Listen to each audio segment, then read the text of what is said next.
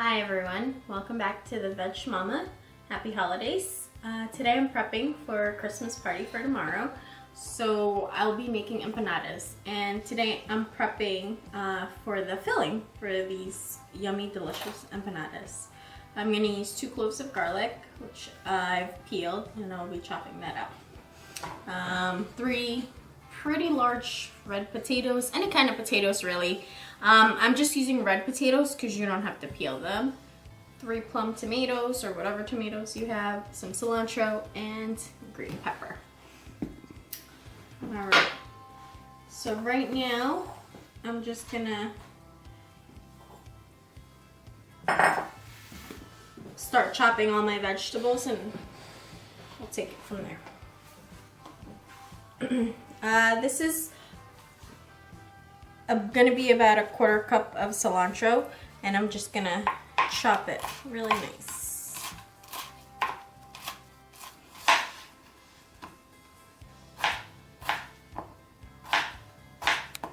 I'm dicing the potatoes. Dice the potato, dice.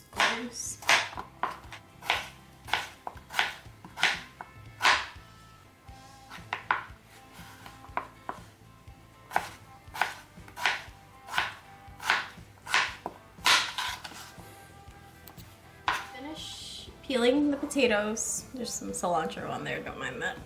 So I'm gonna just put that aside, start chopping up my tomatoes.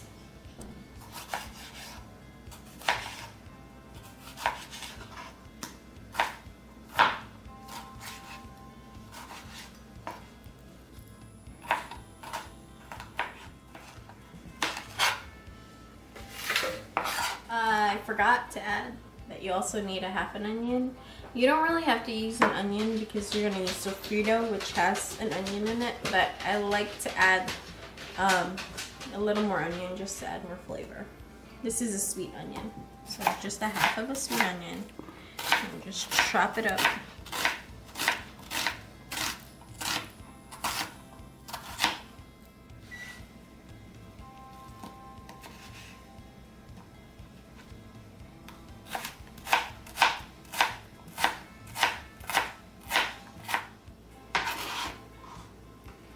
Now we're going to take our 2 cloves of garlic and we're just going to mince it.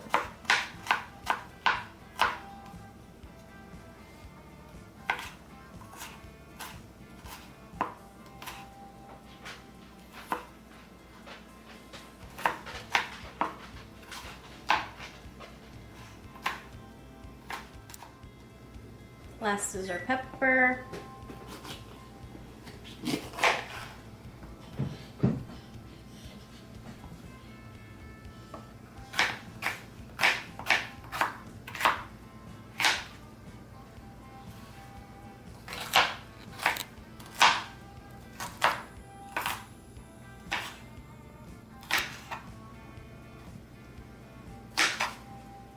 So I'm adding 1 more ingredient. This is my husband's secret recipe ingredient, green olives. I'm using about 5, depending just on how salty it is. So I chop up and finally chop 5 green olives, and then I'll add it into the ingredient little by little, depending on how salty I want the empanadas to be. So just, you know,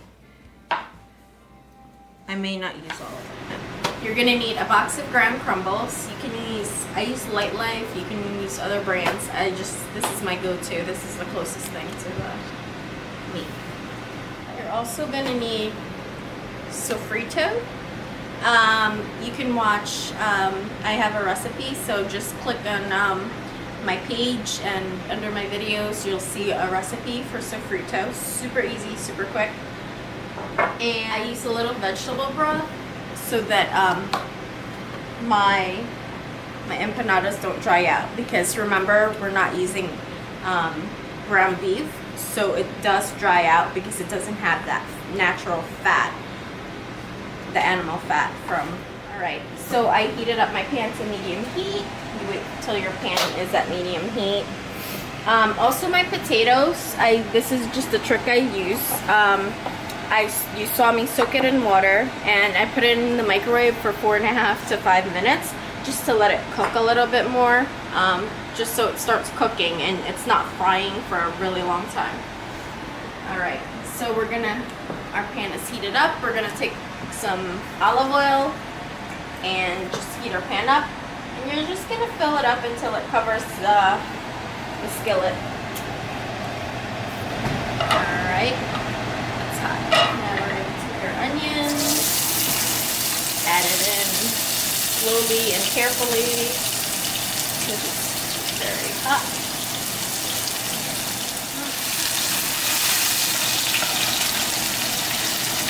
Just let it cook for a minute or two until it gets like a little bit clear.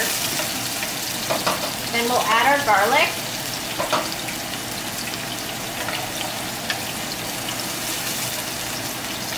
Garlic cooks very fast, so you don't want to burn your garlic before your onions cook.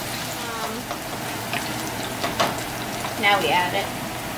My pan is pretty hot, that's why my onions cook.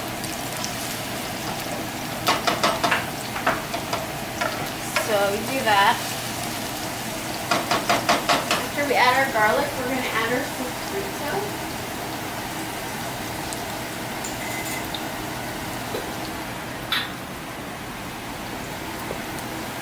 We're going to add about a good amount, probably a half a cup of sofrito. A little more than a half a cup. It's about a half a cup.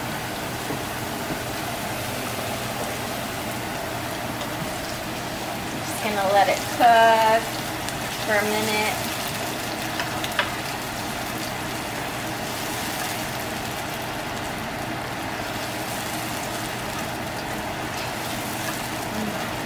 Smells delicious. Now I'm gonna add my potatoes. Okay. All in nicely.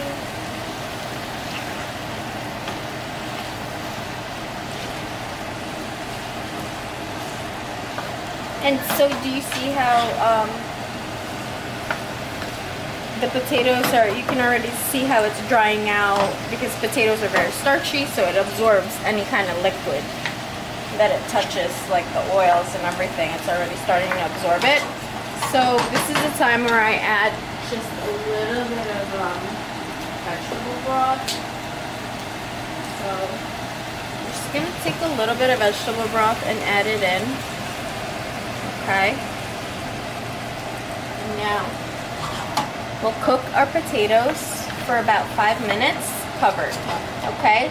So it just cooks for a little while. Alright, 5 minutes. And just stir every so often. Okay. Now we're gonna add our green pepper.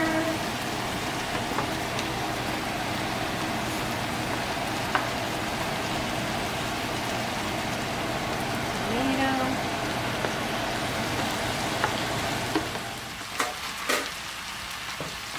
Mix it up just a little bit.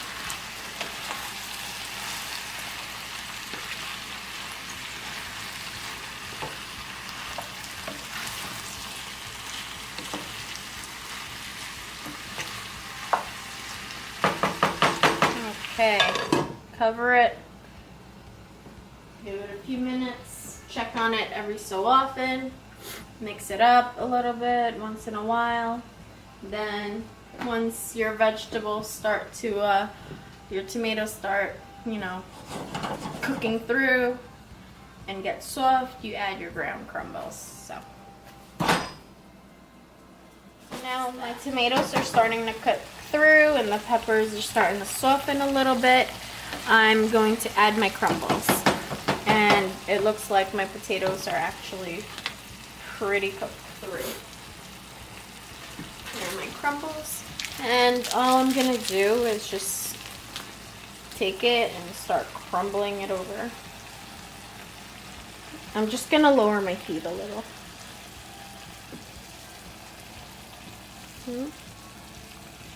And I'm gonna add a little bit more vegetable broth, because the crumbles will absorb any kind of liquid. Like I said, there's no fat in this at all whatsoever, so it's just gonna absorb all the liquid that's in this. Just a little bit more broth, just like I said to. Okay. And this is also the same time I start to add more flavors. I'm gonna use, this is called, I don't know, Badia, whatever, Sazon. This is MSG free, so this is why I bought it. I'm gonna use one package.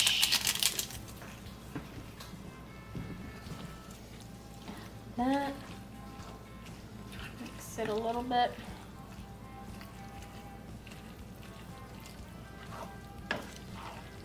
Heat is now on medium low. Okay. And I'm just mixing all my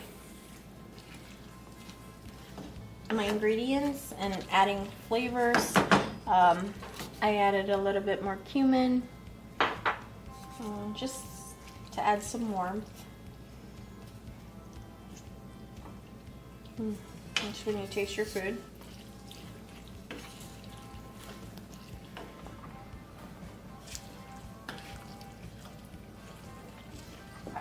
I'm gonna add a bit of olives. I think I'm just gonna add a quarter, because the Sazon added the saltiness already. So I don't want it to be too salty. So right now I just added a quarter of my chopped olives. So let's see. And if you feel like it's too salty, add a little bit of water. I'm just waiting for my potatoes to fully cook. And I also added cilantro, and now I'm gonna add a little bit of lime. Just give it a little extra flavor, like that.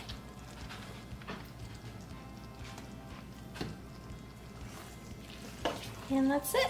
And then you just always taste your food and see if you need to add any more spices, more lime, more cilantro, more olives. I actually ended up chopping another whole olive to add because I love olives, so it just depends on like what you like, you know. Everybody's taste is different. Taste your food. Super yummy. Now I'll just wait for our potatoes to fully cook.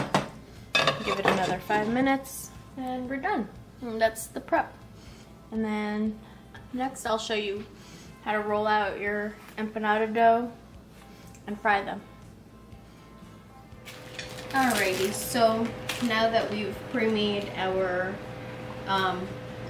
filling for the empanada shells, we are gonna roll out our dough. I like to defrost because you're gonna find these Goya shells in the freezer section in your grocer's freezer. So I like to defrost it, put it in the fridge for about a day or so. So when you make empanadas, you're gonna need to like prep ahead of time. So this has been in my fridge for about a day. I just left it out at room temperature the day that I'm rolling it. So you're gonna take one little disc, and we're gonna roll it out. Okay. Just take it. You're gonna take your rolling pin. Make sure your pin is well rolled.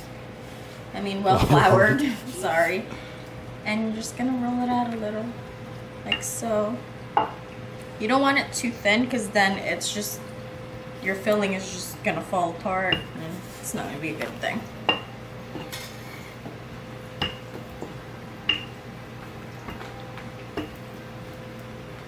Okay, so it should be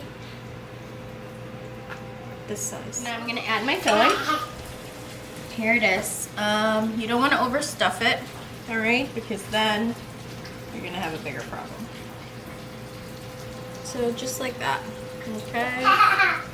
You're gonna take the top part, you're gonna flip over, you're gonna close it. Usually I use water just to help seal it, but today we're just gonna use our hands. It's warm enough that it'll stick together. That water does help seal it. What do you make alive? Empanadas. Empanadas. What? What? And that's it, just like that. I'm What gonna take it, and I have ones pre-made, and then we're gonna fry it up. I'll come show you what it'll look like to look nice golden brown. You're gonna need like a deep pan to help fry it because it's gonna be deep fried. All right, and that's that. And this is what the finished product looks like. Mommy.